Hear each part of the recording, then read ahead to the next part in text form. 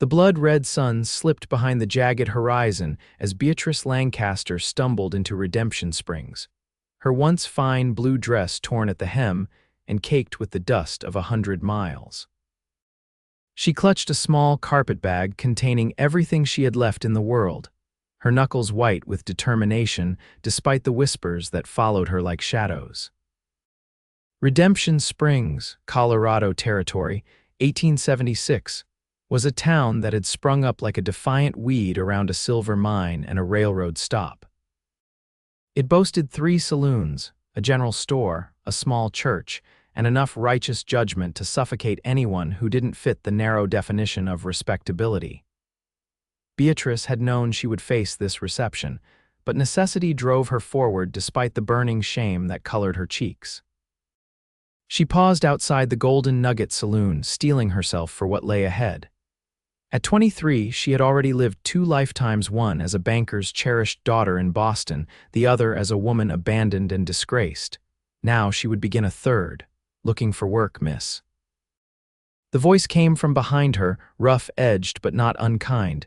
Beatrice turned to face a woman in her 40s, her face painted with rouge and powder, her eyes holding the weary wisdom of one who had seen too much of life's harsh realities. "Yes," Beatrice replied, lifting her chin. "I am." The woman nodded. "I'm Martha. I run the girls upstairs. You got any experience?" Beatrice swallowed hard. "No, madam, but I learn quickly." Martha's eyes softened momentarily. "It's a hard life, girl. You sure this is what you want?" "It's what I need," Beatrice answered, her voice stronger than she felt. "For now," Martha nodded, gesturing toward the swinging doors. "Come on then, let's talk to Mr. Higgins." And so began Beatrice's new life in Redemption Springs, a life that would test her resolve, break her heart, and ultimately lead her to a love she never imagined possible. Within a week, the whole town knew about Beautiful Bee, the new girl at the Golden Nugget with the Boston accent and the sad eyes. She didn't work upstairs like the other girls, at least not yet.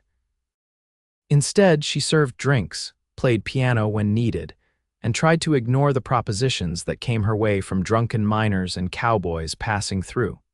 Mr. Higgins, the saloon owner, had given her a small room above the storage shed behind the main building. It was barely large enough for a narrow bed and a washstand, but it was hers. Each night she wrote in her journal by candlelight, recording her thoughts and memories, clinging to the pieces of herself that remained untarnished.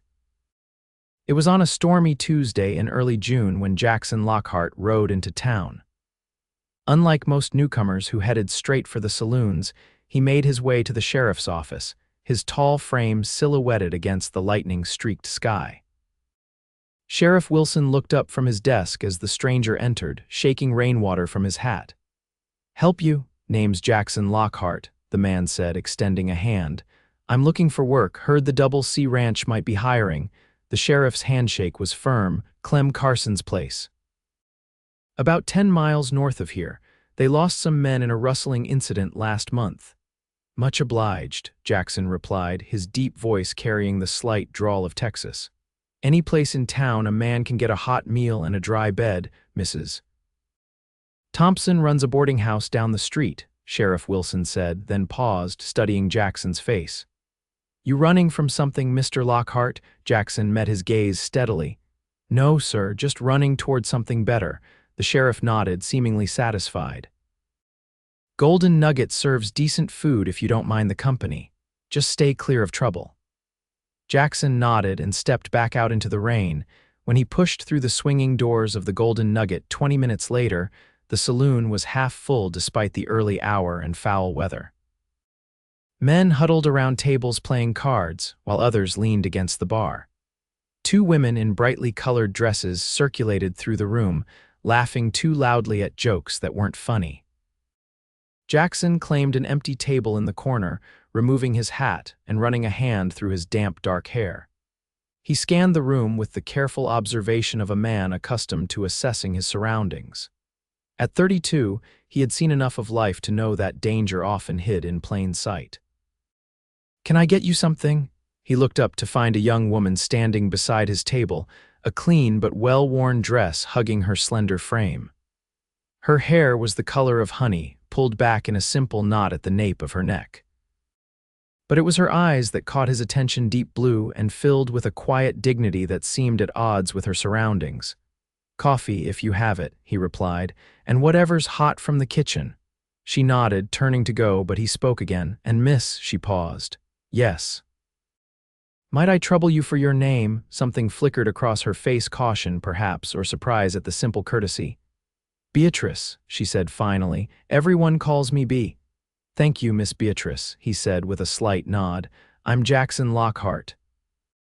When she returned with his coffee and a plate of beef stew, she moved with a grace that spoke of a different upbringing than the other women in the saloon. She placed his meal before him carefully, then turned to leave. "You're new here," she observed, surprising herself with the comment. "Just rode in," he confirmed. "Heading to the Double C tomorrow to ask about work." "Mr. Carson's a fair employer," she said. "Better than most around here." Before he could respond, a crash sounded from across the room as a bearded miner knocked over his chair, confronting a card player. "You cheating son of a—" "Take it outside, gentlemen," called a burly man from behind the bar, his hand moving meaningfully toward something beneath the counter. Beatrice sighed. "Excuse me," she murmured, hurrying toward the disturbance. Jackson watched as she approached the angry miner, speaking quietly to him. To his surprise, the man's posture softened, and after a moment he nodded grudgingly, righting his chair and sitting down. For the next hour, as Jackson ate his meal and nursed his coffee, his eyes followed Beatrice as she moved through the saloon. He noted the way she deflected unwanted touches with practiced ease, the way her smile never quite reached her eyes, the way she held herself slightly apart from the revelry around her. A fallen woman, they would call her, he thought. But there was more to her story, that much was clear. The next morning dawned clear and bright, the storm having washed everything clean. Jackson secured a room at the boarding house, then rode out to the Double C ranch. Clement Carson, a gruff man in his 50s with a reputation for fairness, hired him on the spot after a brief demonstration of his skills with horses and a rifle. "We lost 3 good men last month," Carson explained as they walked through the ranch yard. "Rustlers hit us hard. They came back for a second try and my boys were waiting. 2 of the rustlers died, but we lost good men too." Jackson nodded solemnly. "I've dealt with rustlers before, worked 5 years on the McAllister spread in Texas." "Good, we need men who can handle themselves," Carson said. "Bunkhouse is over there. You'll get Sundays off unless there's pressing work. Town visits are your business, but I don't tolerate men who can't work because they're nursing a hangover." "Understood," Jackson replied. For the next 2 weeks, Jackson settled into life at the Double C. The work was hard but familiar, mending fences, moving cattle, breaking horses. The other hands were wary at first but warmed to him when they saw his work ethic and skill. By his second Sunday off, he had earned enough respect to receive invitations to join them in town, which he politely declined. Instead, he rode into Redemption Springs alone, cleaned up from a week of dust and labor. His first stop was the general store where he purchased supplies, including paper and pencils. His second stop was the Golden Nugget. The saloon was quieter in the daylight hours, with just a few tables occupied by men nursing their drinks. Beatrice was wiping down the bar and she looked up when he entered, a flicker of recognition crossing her face. "Mr. Lockhart," she greeted him. "Coffee again." "Please," he replied with a slight smile, "and I'd be obliged if you'd call me Jackson." She returned a moment later with his coffee. The saloon was quiet enough that she lingered by his table. "Did you find work at the Double C?" "I did," he confirmed. "It's good work." "Mr. Carson seems like a decent man." "He is," she agreed. "His wife comes to town sometimes. She's kind, and you?" he asked. "How long have you been in Redemption Springs?" Beatrice hesitated, unused to personal questions asked without ulterior motives. 6 weeks, she finally answered. "Not long. You're not from around here," he observed. "No," she glanced toward the bar where Mr. Higgins was watching them. "I should get back to work." "Of course," Jackson said, "but Miss Beatrice," she turned back to him, "I'll be coming into town most Sundays." I'd be honored if you joined me for a proper dinner sometime. Her eyes widened slightly, and he saw color rise in her cheeks. Mr. Lockhart Jackson, I don't think you understand my position here. I understand that you're serving drinks in a saloon, he said quietly. Beyond that, I make no presumptions. Before she could respond, the batwing doors swung open, admitting a group of rowdy cowboys from a neighboring ranch. Beatrice gave Jackson a final, uncertain look before hurrying to serve the new customers. Over the next few weeks, Jackson made good on his word, coming into town each Sunday. Sometimes he would stay for only a coffee, exchanging a few words with Beatrice if she wasn't too busy. Other times he would linger longer, watching her work, occasionally intervening when a patron became too insistent in his attentions. The townspeople noticed. Whispers followed them both. That new hand from the Double C has his eye on Higgins's girl. She'll bleed him dry. Those Eastern girls are clever like that. Shame. He seems like a decent sort. But Jackson paid the gossip no mind. There was something about Beatrice that called to him a quiet strength, a hidden depth, a wounded dignity that resonated with his own past. On his 5th Sunday visit, he arrived to find the saloon unusually busy for the afternoon. A trail crew had just been paid, and they were determined to spend their earnings on whiskey and women. When Jackson entered, he immediately spotted Beatrice, cornered by a tall drover whose hand was gripping her arm too tightly. "I said no, sir," she was saying firmly, trying to pull away. "Please let go of my arm." "Come on, pretty lady," the man slurred. "I got money to spend, and you're the prettiest thing in this dump." Jackson moved through the crowd with purposeful strides, positioning himself just behind the drover. "The lady said no," he stated, his voice level but carrying an unmistakable edge. The drover turned, his bloodshot eyes narrowing. "Mind your own business, cowboy, this ain't your concern." "Miss Beatrice is a friend of mine," Jackson replied calmly, "and I don't like seeing my friends manhandled." The drover released Beatrice's arm, turning to face Jackson fully. "Friend, huh? That what they're calling it these days?" he sneered. "You paying for exclusive rights to the little Jackson's fist connected with the man's jaw before he could finish the sentence, sending him staggering backward into a table. The saloon fell silent as the drover recovered his balance, rage contorting his features.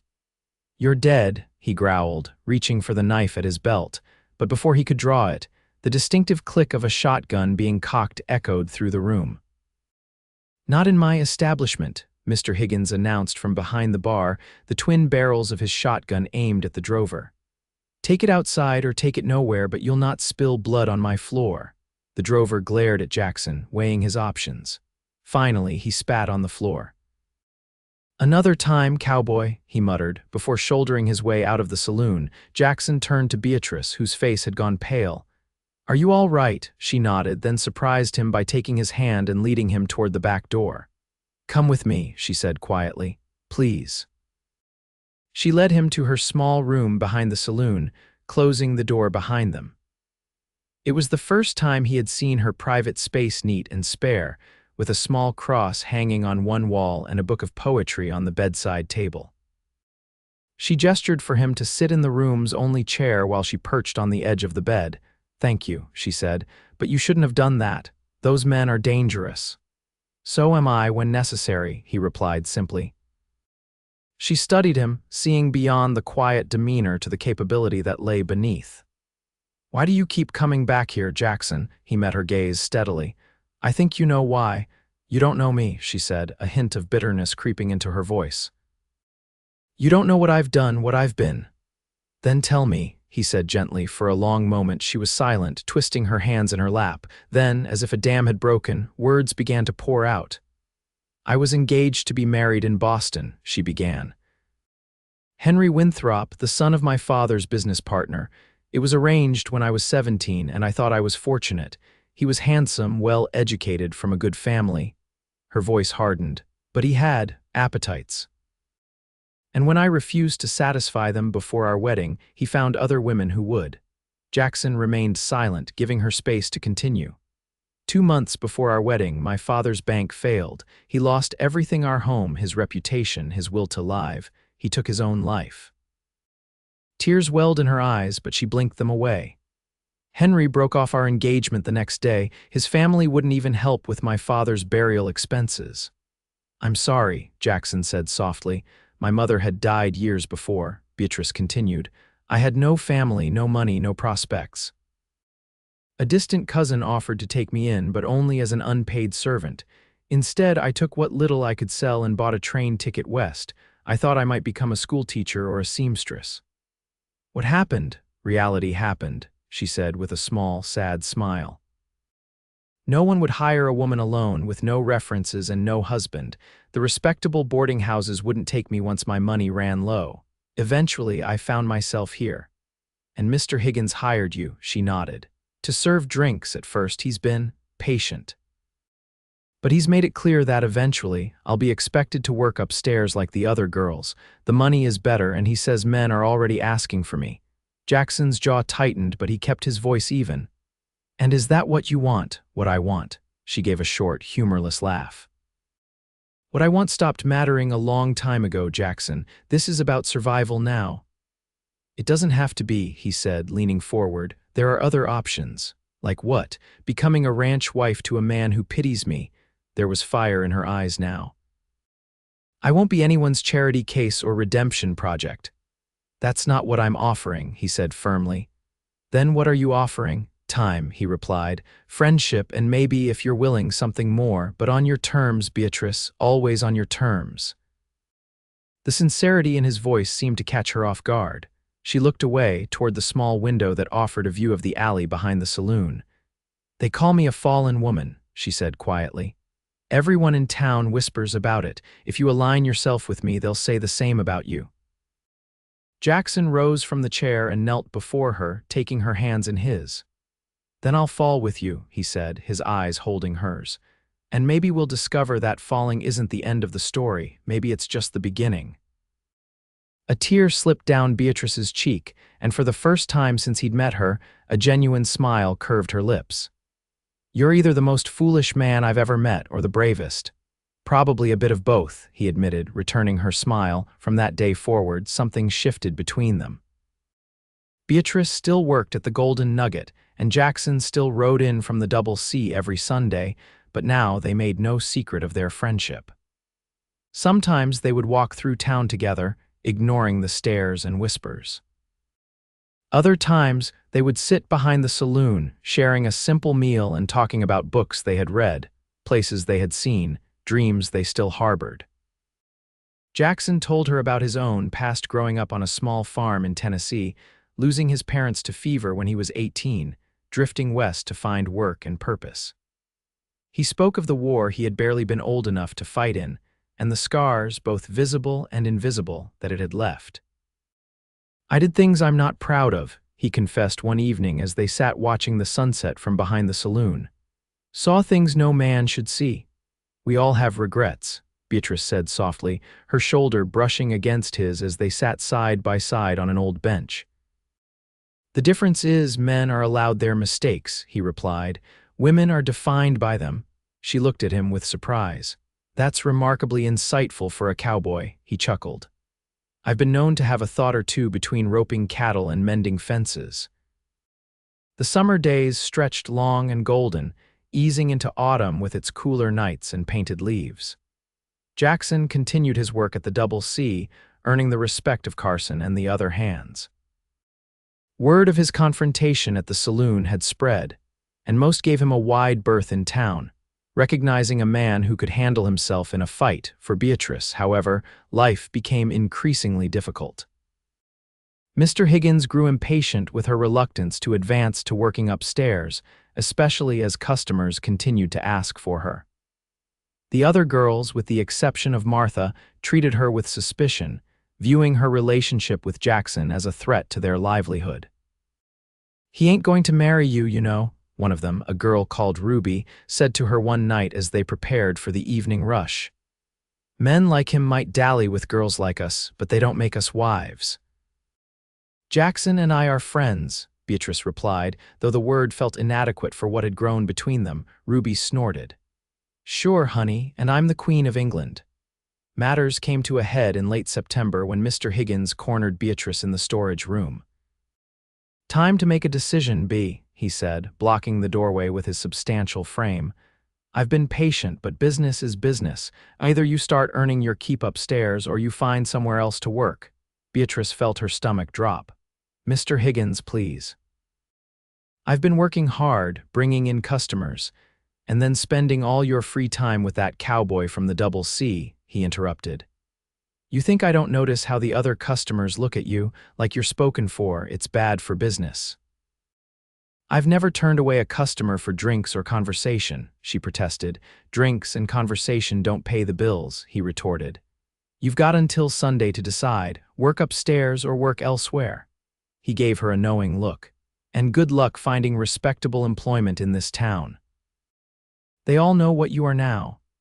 When Jackson arrived that Sunday, Beatrice was waiting for him outside the saloon, her carpetbag at her feet. Her face was composed, but he could see the tension in the set of her shoulders.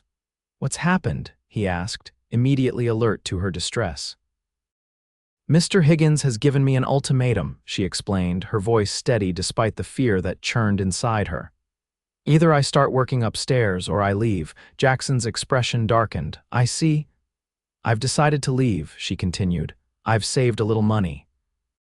Not much, but enough to get to Denver, perhaps. I might find work there." "Beatrice," Jackson said, taking her hands in his, "come to the Double C with me." She stared at him. "What?" "Mrs. Carson needs help with the house and the cooking. She's been asking for months, but no one in town wants to live so far out." He squeezed her hands gently. "It would be respectable work, Beatrice, a fresh start." Hope flickered in her eyes, quickly followed by doubt. "They wouldn't want me once they learned where I've been working." "Mrs. Carson isn't one for gossip," Jackson assured her, "and Mr. Carson judges people on their worth, not their past." "And what about you?" she asked softly. "What would people think if you brought me there?" "I don't give a damn what people think," he replied firmly. "But if you're asking if this would change things between us, the answer is no. Except perhaps we could see each other more than once a week." She searched his face, finding nothing but sincerity in his gaze. Slowly, she nodded. "All right, I'll come." The ride to the Double C took nearly 2 hours, with Beatrice riding double behind Jackson on his horse. She held onto his waist, her cheek resting against his broad back as the landscape rolled past them. For the first time in months, she felt a sense of possibility, of hope. The ranch house came into view as they crested a hill, a sturdy 2-story structure with a wide front porch. Smoke curled from the chimney, and a woman in a simple dress was hanging laundry on a line in the side yard. "That's Mrs. Carson," Jackson explained as they approached. "Elizabeth. She's originally from Philadelphia, came west as a mail-order bride 25 years ago." Mrs. Carson looked up as they rode into the yard, surprise registering on her kind face when she saw Beatrice. "Jackson," she called, walking toward them, "I didn't expect to see you back so soon." Jackson dismounted, then helped Beatrice down from the horse. "Mrs. Carson, this is Miss Beatrice Lancaster. She's looking for respectable employment, and I thought of your need for household help." Elizabeth Carson studied Beatrice with keen eyes, taking in her simple dress and the carpetbag clutched in her hand. Then she smiled warmly. "Well, Miss Lancaster, you're certainly answer to a prayer. I've been managing this house and feeding a dozen cowboys by myself for too long." "I'm a hard worker, Mrs. Carson," Beatrice said earnestly, "and I can cook and sew." "Wonderful," Elizabeth replied. "We can discuss your duties and wages over tea. Come inside, dear." As they walked toward the house, Mr. Carson emerged from the barn, raising an eyebrow at the scene before him. "Clem," Elizabeth called to her husband, "Jackson has found us some help at last. This is Miss Lancaster." Clement Carson approached, wiping his hands on a rag. He gave Beatrice a brief but thorough assessment, then nodded. "Welcome to the Double C, Miss Lancaster. Any friend of Lockhart's is welcome here." "Thank you, sir," Beatrice replied, feeling a weight lift from her shoulders at the simple acceptance. "I'll show you to your room," Elizabeth said, leading Beatrice toward the house. "It's small, but it has a lovely view of the mountains." As the women walked away, Carson turned to Jackson with a knowing look. "Is there something you want to tell me about this arrangement, Lockhart?" Jackson met his employer's gaze directly. Miss Lancaster needed a fresh start, and Mrs. Carson needed help. It seemed like a good solution for everyone. Carson grunted. And the fact that you've been riding into town every Sunday to see her has nothing to do with it. Jackson's eyebrows rose in surprise. Carson chuckled. Not much happens around here that I don't know about.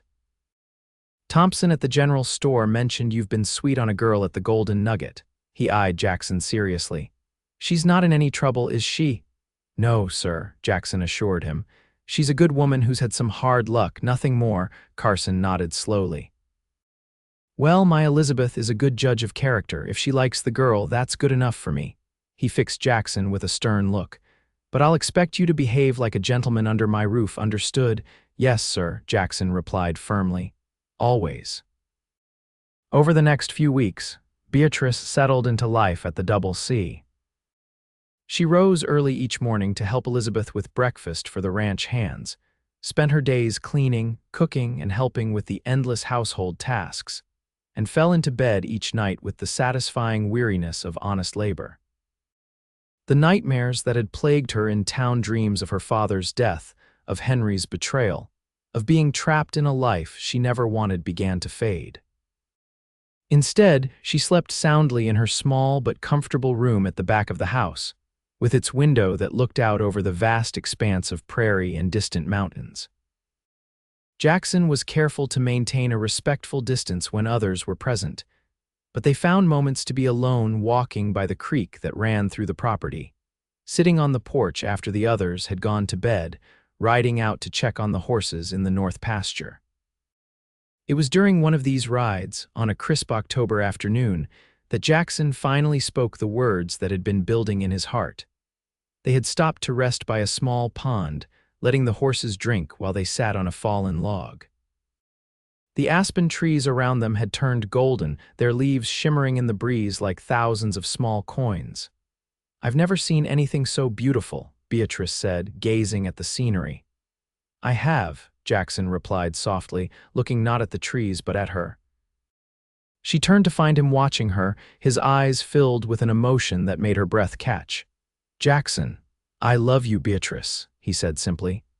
I think I have since that first day in the saloon when you faced down that angry miner with nothing but quiet dignity. She felt tears spring to her eyes. How can you? You know what I was. I know who you are, he interrupted gently. A strong, intelligent, kind woman who has faced more hardship than anyone should have to bear and who has done so with grace and courage.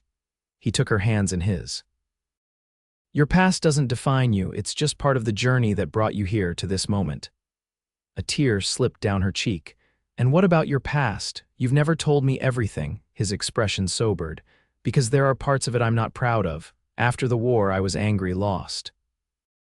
I rode with some men who lived outside the law for a time. He paused, gauging her reaction. I never killed anyone who wasn't trying to kill me first, but I did things that haunt me.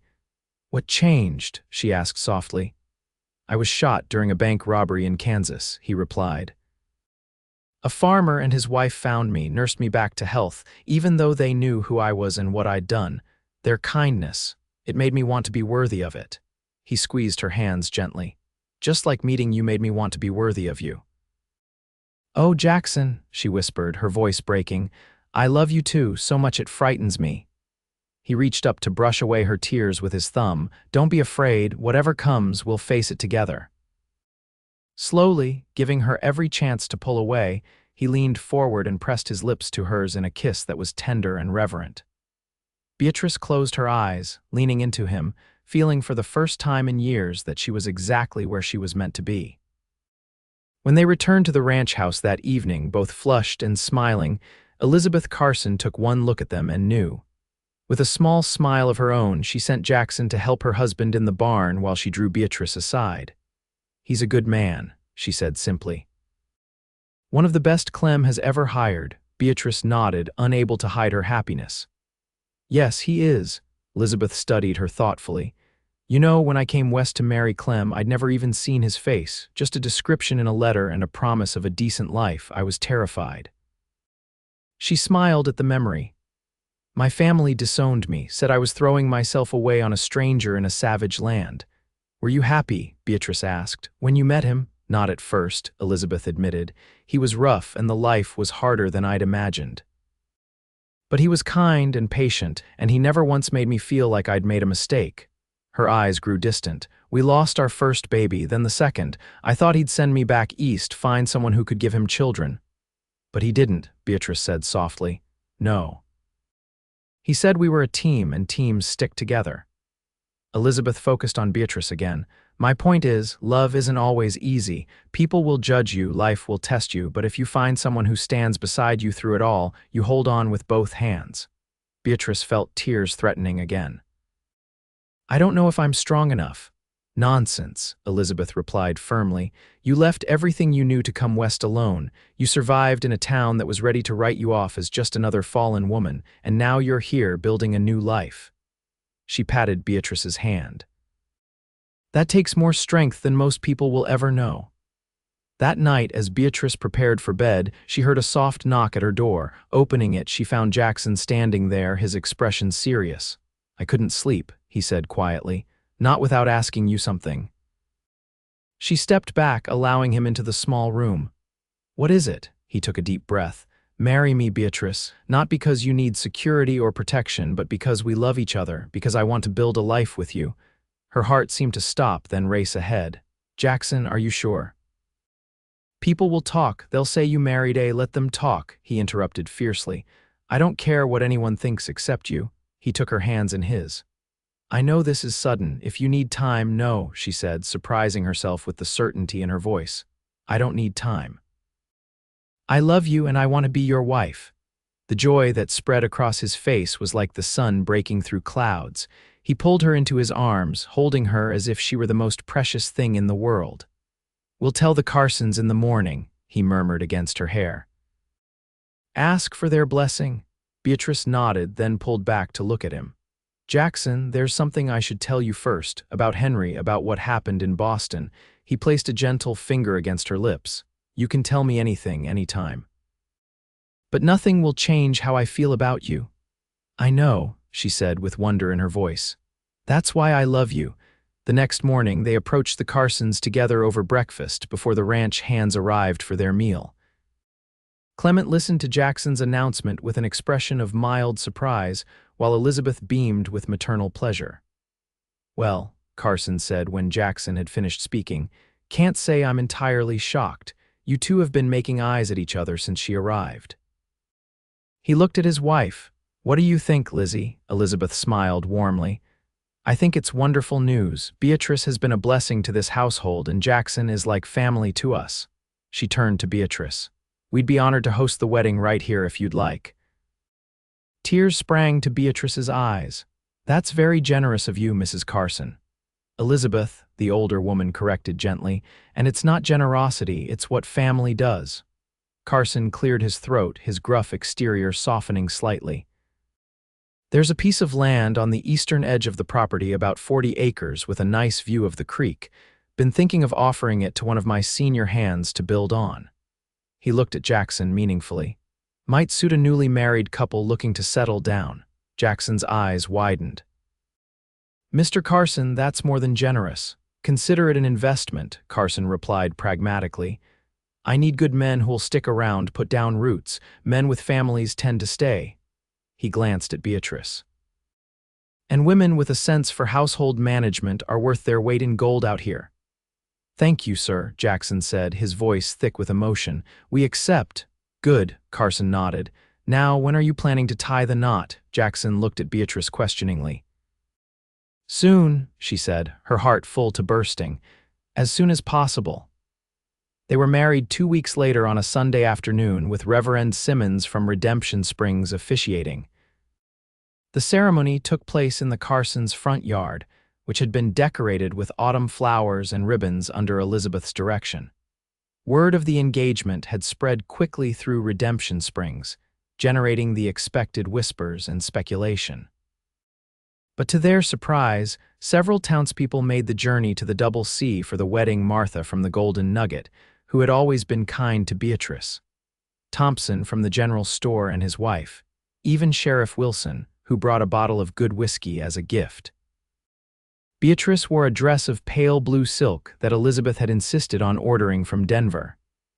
"Every bride deserves something special," she had said firmly, brushing aside Beatrice's protests about the cost. Jackson wore his best shirt and a new vest, his dark hair neatly combed, his face freshly shaved. When he saw Beatrice walking toward him on Clement Carson's arm, the older man having offered to give her away in the absence of her father, the look of adoration on his face was worth every hardship she had endured to reach this moment. The ceremony was simple but deeply meaningful. They exchanged vows and rings, plain gold bands that Jackson had ridden to Denver to purchase. When Reverend Simmons pronounced them husband and wife, Jackson kissed her with such tenderness that several of the women present dabbed at their eyes. The celebration afterward was joyful, with food prepared by Elizabeth and the women from neighboring ranches, music provided by one of the hands who played the fiddle, and enough goodwill to make even the most skeptical guests soften toward the unlikely couple. As twilight fell, Jackson found his bride sitting alone on the porch steps, watching the last dancers with a contented smile. "Mrs. Lockhart," he said, sitting beside her and taking her hand. "How are you feeling?" "Happy," she replied simply, leaning her head against his shoulder. "Happier than I ever thought possible," he pressed a kiss to her hair. "Carson showed me the cabin site today. It's perfect, Beatrice. There's a grove of cottonwoods for shade, good water from the creek, and enough flat land for a garden and a small orchard." "It sounds wonderful," she murmured, picturing their future home. "When can we start building?" "Carson's given me 2 weeks off to get started. Some of the hands have offered to help." He squeezed her hand gently. "We'll stay in the bunkhouse until it's ready. Carson had it cleared out for us, said it's not perfect, but it's private." Beatrice blushed at the implication. Tonight would be their first night as husband and wife, the beginning of their life together in every sense. As if reading her thoughts, Jackson lifted her chin gently. "Nervous?" he asked softly. "A little," she admitted, "but not afraid, not with you." Later that night, after the guests had departed and the ranch had quieted, Jackson led Beatrice to the converted bunkhouse.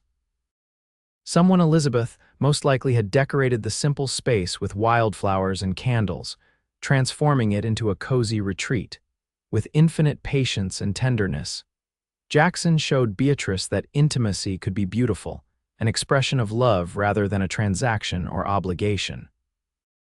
In his arms, she found healing for wounds she hadn't realized were still so raw, and a joy she had never dared to imagine.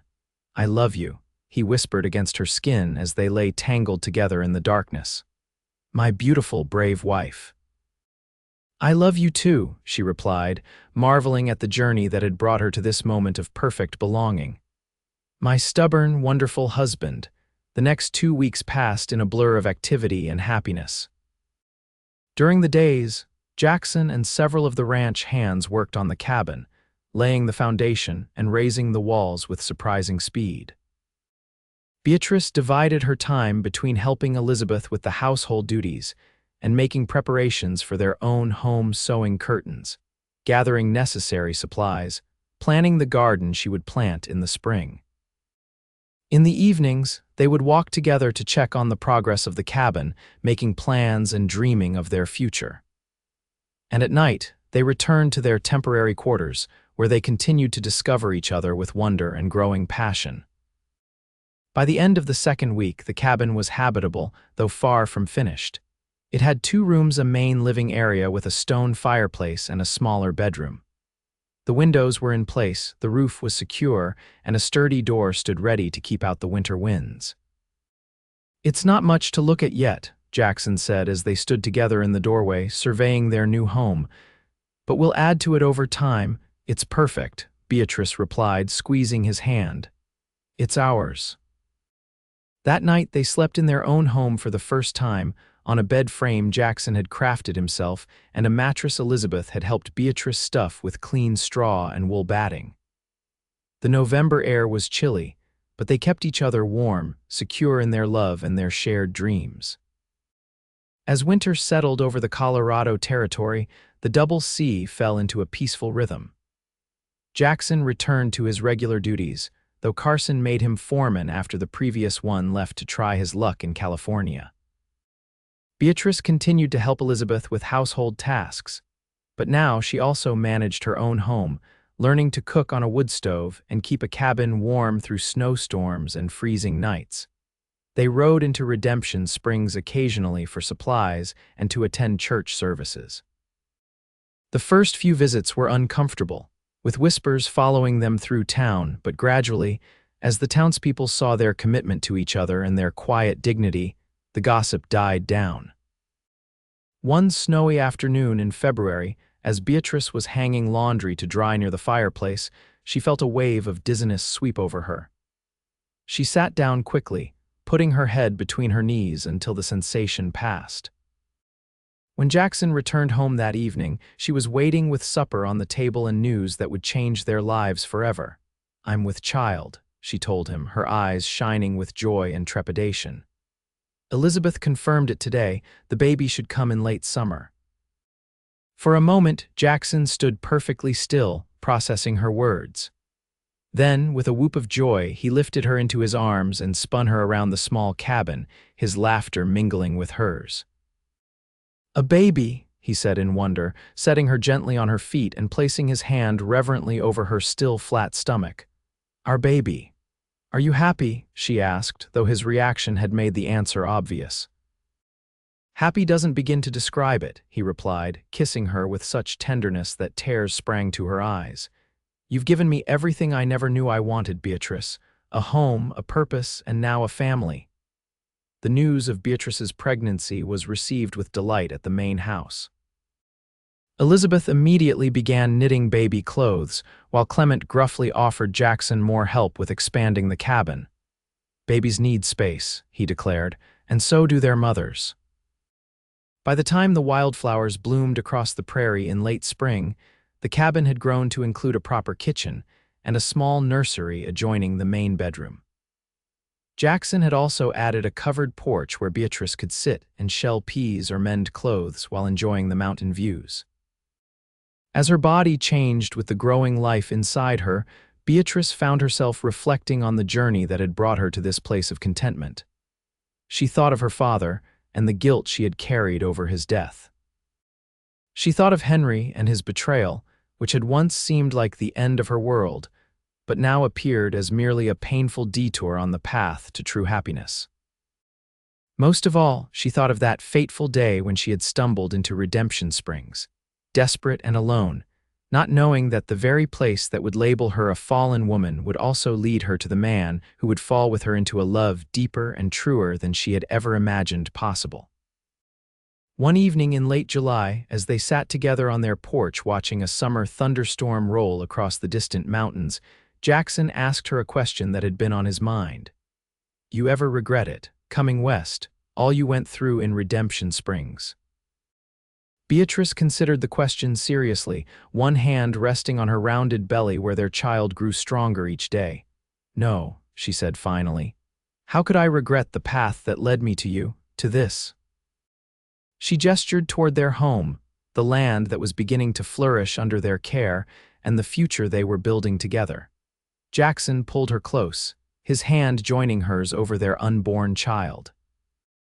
"I thank God every day that you had the courage to make that journey," he murmured against her hair. "Even when it seemed like you were falling, you were really just finding your way to where you belonged."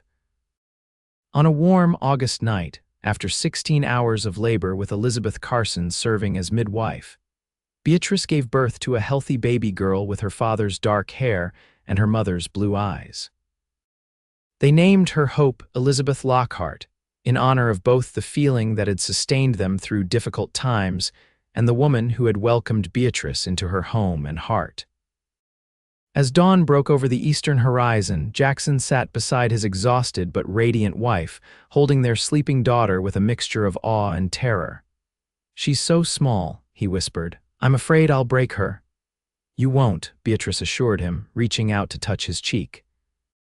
"You're going to be a wonderful father." He looked at her, his eyes filled with more emotion than words could express. "And you're already an amazing mother. Look what we've created together, Beatrice. Not just this perfect little girl, but this life, this love." From fallen to flying, she murmured with a tired smile. That's what it feels like sometimes, like we've learned to fly together. We have, he agreed, leaning down to kiss her forehead, and we always will. 5 years later, the Double C Ranch was hosting its annual harvest celebration, a tradition that had grown from a simple gathering of ranch hands to an event that drew families from neighboring properties, and even some townsfolk from Redemption Springs. The main yard was decorated with paper lanterns and ribbons, tables groaned under the weight of food prepared by the women, and a small band played lively tunes for dancing. Children darted between the adults, their laughter adding to the festive atmosphere. Beatrice Lockhart stood on the porch of the main house, watching the celebration with contentment. At 28, she had grown into her beauty and confidence, no longer the frightened young woman who had arrived in Colorado with nothing but a carpetbag and desperate hope. "Mama, look," called a small voice, and Beatrice turned to see her daughter Hope running toward her, a crown of wildflowers perched crookedly on her dark curls. At 4 years old, Hope was a perfect blend of her parents' Jackson's determined chin and Beatrice's expressive eyes, a quick mind and a kind heart. Behind her toddled 2-year-old James Carson Lockhart, named for both his grandfather and the man who had given his parents a chance at a new beginning. He clutched a cookie in one chubby hand, his face smeared with evidence of several more. "Mrs. Thompson made us flower crowns," Hope explained, twirling to show off her creation. "Isn't it pretty, beautiful?" Beatrice agreed, kneeling to adjust the crown. "And where is your father?" Hope pointed toward the barn, where Jackson was deep in conversation with Clement Carson and several other ranchers. Even from a distance, Beatrice could see the respect with which the men treated her husband. In the 5 years since their marriage, Jackson had proven himself not just as a capable foreman, but as a man of integrity and vision. The Lockhart homestead had prospered as well. What had begun as a simple 2-room cabin was now a comfortable home with 4 bedrooms, a spacious kitchen, and even a small library where Beatrice kept the books she loved and taught Hope her letters. They had a vegetable garden that produced enough to share with neighbors, 6 milk cows, a dozen chickens, and 3 horses of their own. Jackson had also started breeding and training horses, developing a reputation for quality that brought buyers from as far away as Denver. The income from this enterprise, combined with his salary from the Double C, had allowed them to set aside savings for the children's future and to help others in need. "Beatrice," called Elizabeth Carson, approaching with a woman Beatrice didn't recognize. "There's someone I'd like you to meet." "This is Mrs. Rebecca Morton. She's just arrived in Redemption Springs to take over the millinery shop." Beatrice welcomed the newcomer warmly. "How are you finding our little corner of Colorado, Mrs. Morton? It's quite different from St. Louis," the woman admitted with a smile. "But everyone has been very kind. Elizabeth has been telling me about your journey west. It sounds quite adventurous." Beatrice exchanged a glance with Elizabeth, wondering exactly what her friend had shared. "It had its challenges," she said diplomatically. "And its rewards," Elizabeth added, nodding toward Hope and James, who were now chasing fireflies with the other children. "Indeed," Beatrice agreed softly. "The greatest rewards imaginable." As the evening progressed, Beatrice found herself drawn into the dancing. She and Jackson moved together to a lively reel, their steps matching perfectly after years of partnership. When the music slowed, he pulled her closer, his hand warm against the small of her back. "Have I told you today that I love you, Mrs. Lockhart?" he murmured in her ear. "Only 3 times," she replied with a smile. "You're falling behind schedule," he laughed, the sound still capable of making her heart skip a beat after all these years.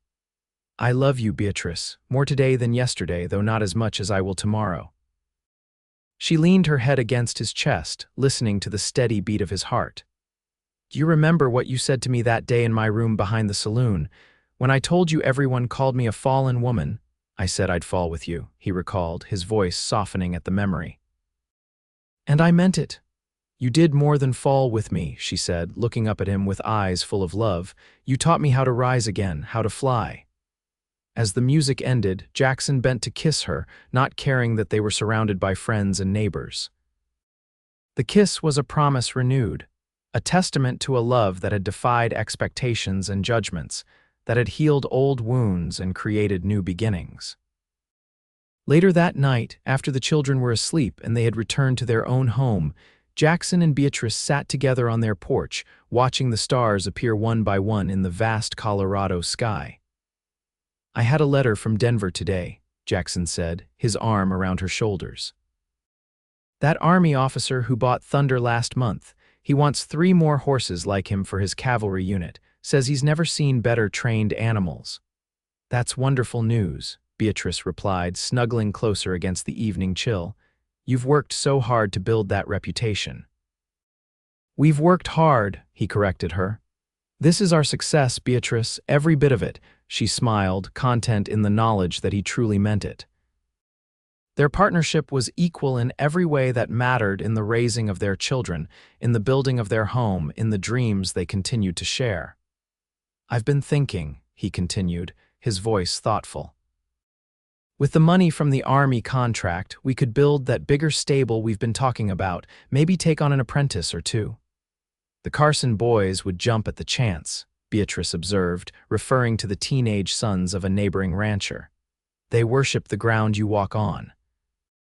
Jackson chuckled. "They just like horses. They like the man who treats them with respect and teaches them something valuable," she countered. "Just as I do." He kissed the top of her head. "What would I do without you to keep my ego in check? You'll never have to find out," she promised. As the night deepened around them, bringing the cool comfort of a late summer breeze, Beatrice reflected on the journey that had brought them here. From Boston to Redemption Springs, to this piece of land that had become their sanctuary and their legacy. From a fallen woman to a beloved wife and mother. From a drifting cowboy to a respected horseman and father, they had fallen together. Yes, fallen in love, fallen into a life neither of them had dared to imagine. But in that falling, they had discovered the truth that Beatrice now held close to her heart. Sometimes you had to fall before you could truly learn to fly. And fly they had, on wings of forgiveness and second chances, of hard work and harder choices, of a love that had proven stronger than judgment or circumstance. A love that continued to grow with each passing season, each challenge overcome, each joy shared.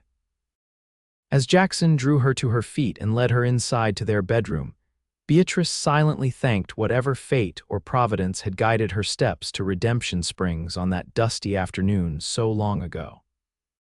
For in seeking merely to survive, she had found the rarest of treasures, a man who saw beyond labels and appearances to the true worth within, who had declared before God and man that if she was fallen, then he would gladly fall with her. And in that mutual falling, they had both been redeemed.